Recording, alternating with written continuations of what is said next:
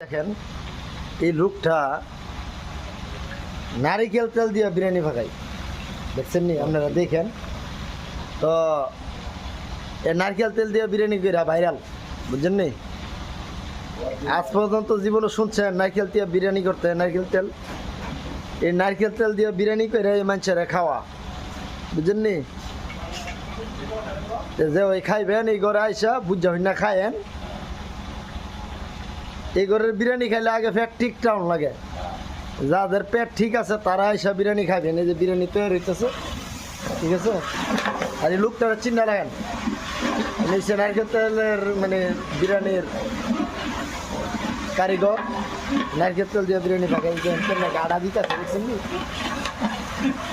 এরপরে এটার লগে দিব আপনার হরিণের মাংস পোলট্রি মোলট্রি না ডাইরেক্ট হরিণের মাংস